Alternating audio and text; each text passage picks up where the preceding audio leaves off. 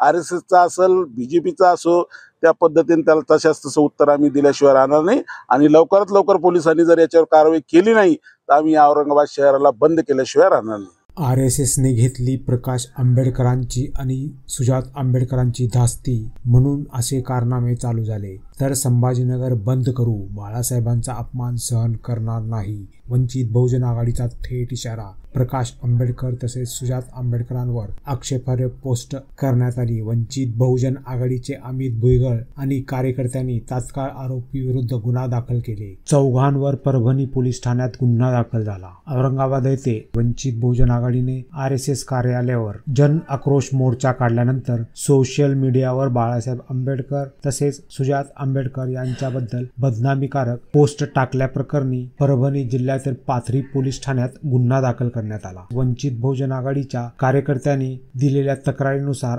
RSSनी डाव टाकला आणि फेसबुकवर फेक अकाउंट बनवून बाळासाहेब आंबेडकर आणि सुजात बद्दल अपशब्द मानहानिकारक कमेंट्स दिल्या गेल्या। बाळासाहेब आंबेडकर यांच्याबद्दल फेसबुकवर अशा भाषेत कमेंट्स करून समाजात तेढ निर्माण करण्याचा प्रयत्न केल्याबद्दल तीव्र आक्षेप घेण्यात येत आहे।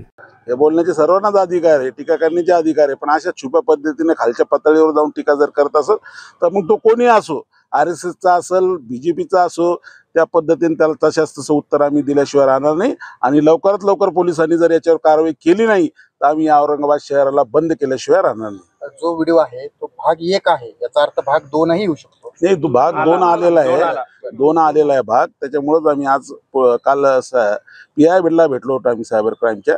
आज पोलीस उपायुक्तांना नवले साहेबांना आम्ही त्या ठिकाणी भेटलो आणि त्यांना ही परिस्थिती समजून सांगितली की बाळासाहेब हे आमचं दैवत आहे। बाबासाहेब आंबेडकरांच्या नंतर आम्ही खऱ्या अर्थानं जर कोणाला मानत असेल या देशामध्ये, महाराष्ट्रामध्ये, तर ते बाबासाहेबाच्या नंतर बाळासाहेब आंबेडकर आहे।